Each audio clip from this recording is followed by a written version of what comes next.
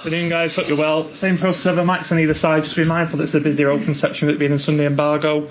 We'll set that towards the end for 10:30 on Saturday evening. Start with Damien, please. Afternoon. What's the news on Jack Grealish? He looked very upset after the Luton game. Is he fit this weekend? How long might he be out? No, will not be fit for this weekend. When he come back, I don't know. Knowing him very well, does he have the kind of character, the personality to cope with this kind of setback? Yes. Don't have another alternative. Setbacks in life is always there. It's have you overcome.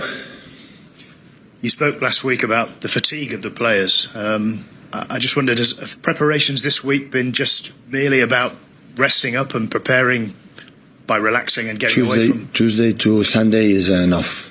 It's a dream, so we recover well. Problem is Saturday to Tuesday with trips, that is less recovery, but the players again behave extraordinary. They came in against Luton, so now we have 2 days off, rest, don't see each other, 2 days to prepare the game against United. A Manchester derby, to whet the appetite. What are you expecting from Manchester United this weekend? Always I expect the best from our opponents, always. The best performance of them is always what I expect. Pep, the big criticism that's levelled at Erik Ten Hag from observers is that they don't understand his philosophy and the way he's asking his teams to play. I understand your question. I don't talk about the opponents. No, but I'm sure you'll have watched them. What do you see? What are you expecting from them? We'll know my players. I expect the best for United, but I don't talk one word about what they do, what the opponents, because I respect too much. And I don't want to misunderstand my words, but when I have my comments, always the people say, yeah, Pep Jeep, and it's never is my intention. So that's why it's better don't say anything. So I know them, and a lot of respect for institution, United, of course, Erik and the players, but when I see what you have to do, my players will know it today and tomorrow. Speaking of your players then, Phil Foden has 4 goals in his last 3 starts against United. Erling Haaland has 5 in his last 4 starts against United. Is it just a coincidence, or is there something about them being City fans this game means more? I don't know. I don't know what is going to happen, and I would like to know which players score the goals they will play. I'm not able. I'm a good manager, but I'm not able to see the future, to read the future, to foresee the future. So I don't know.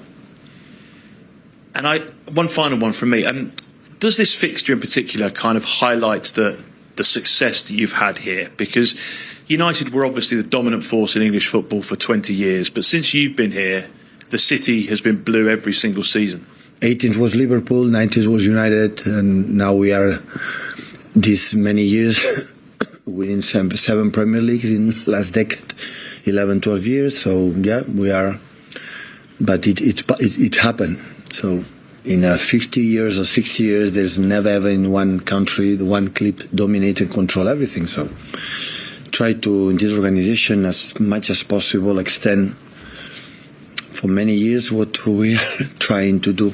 That especially the consistency that prove again the game against Luton. With all respect, Rob Edwards is doing in the team, in the way they play, go in there and behave. That is that proof what we have done in these many years, and that makes me so proud. Hi Pep. Pep, you've been involved in a lot of derby games in Spain, in Germany, and in the Premier League. Does this game excite you as much as games have in the past, because Manchester United have not really been your biggest rivals since you've been in the Premier League? Have been good in seasons with Jose Mourinho, 1 season with Ole, have done second fighting, not until till the end, but they were there. So when I learned my experience in this type of games, more calm, relax, don't talk much about many things, just focus in tactic issue and what you have to do to beat them. Not about emotional, because the emotional will be there without a doubt. So that's why I relax and prepare the game as best as possible, knowing the quality, because they are able to go in walls, like how difficult it is to beat them. Go to Luton, I know how difficult it is in the Premier League to beat them, and the quality to in Aston Villa go there and win weeks ago, not month, so a few weeks ago. So they have the biggest incredible quality of that. So from one action, they create something special in set pieces, in transition, in open play, connections with a few players, and they score goals. So always have been United in that way. When they play good, they win games. When they are okay, they are no stress, they are able to win games. So in this, we are in March already, 2024, they lost just one game. It was last week at home. So the consistency they proved this season is there, and especially this year. So prepare the game tactically, what you have to do to try to get 3 points and continue being up there. Hi Pep. I think last week or maybe the week before you said you expect a big improvement under United. Now Jim Ratcliffe's there and the Ineos people are there. You expect them to improve. Can you see them challenging for the title in the kind of 2 or 3 years that Ratcliffe has said he thinks it will take them to get back to that level? So can you see them challenging for the title when you're still manager here? Sir Jim Ratcliffe and the people knows exactly the diagnosis of the club. I don't have not even nothing about that club. So, and if Sir Jim Ratcliffe said they need 2 or 3 years to be there, who I am to say the opposite. So I'm pretty sure they will work to reduce that gap. But the rest of that, I cannot give you an answer because I'm not there. I don't know the diagnosis that they have right now, what happened in Man United. Yeah, but in terms of, you faced them many times here as a manager, so in terms of football, in terms of the level of football and the style and the level they're at, do you think they could be title contenders within 2 or 3 years? I'm not the right person to know it. Who is the right person to ask? The people who work inside in Man United is every day there. If you ask me to diagnose in my club, I would tell you, but not United. I'm not there. Well, Hi, Pep. The game on Sunday starts a run in the Premier League where you face Manchester United, Liverpool and Arsenal with Champions League and FA Cup in between. Aston Villa. Yeah. And so it's a very, difficult period in terms of the games. Teams in the top 6. Oh, nice. These are things that, I prefer that than the opposite. And so is it the time where you look at your key players to see how they step up at this point? Are you, when the running is starting at this period? The key players, we have 20 key players. I know you are talking about, but before they were injured for many years and we were there with the other players. We are a team and the key players are everyone.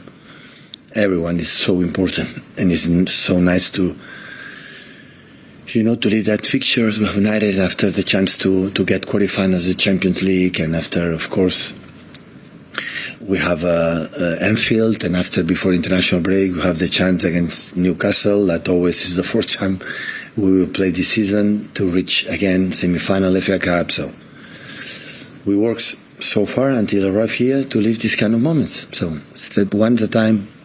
United here, 2 days to prepare the game and try to do our best. Do you enjoy these moments? Yeah, absolutely. The best. Martin? Hi, Pep. Just on Jack again. There's an international break in 2 weeks. Any chance we see him again before then? I don't think so. But I didn't speak with Gareth, but I think we'll not be ready. So, fit, I don't know exactly. I think he has to recover well. Because make a setback and we have to recover well to use him as much as possible. Yeah.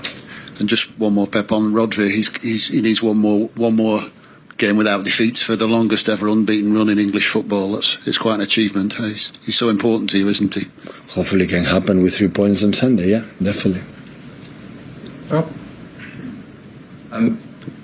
When Sir Alex Ferguson retired, there was a lot of speculation in this country that you were one of the managers that he would have liked to be manager of Man United. But given the stability you've had here, the success that you've had here, you must be very happy with the decision that you made, the choice you made to come here. I've not done it alone. I've not do it alone. This kind of success for a long time to depend on the manager. If the people believe it's just me, they are making a mistake. If the opponents can believe that, they are a big mistake. They are wrong. It's the hierarchy, stability in decisions for the CEO, the business CEO, sport directors, the players, all the people working in the club. I'm involved in that. I'm part of that, but I'm not the only one. The only reason the success we had in the last years. On that, so Jim Ratcliffe said that since you've been here, there's been a lot of Man United managers that they've had. Ollie, they've had Jose, now they've had Erik. That because all of those have failed to some degree, that the problem can't be with the managers, it has to be with the club. Would you agree with that? Now we're saying the big clubs have to win and win. Not happen just United. So in the big clubs, you have to. And it's not easy for United, you know. You come from an incredible successful period with Sir Alex, and cope with that is not easy. And sometimes I can understand it. The big clubs don't have, before England had more patience with the managers. Today, everyone has a lot of pressure and sometimes, but the diagnosis, what I said before, so I don't know the reason why. I'm not there. Okay.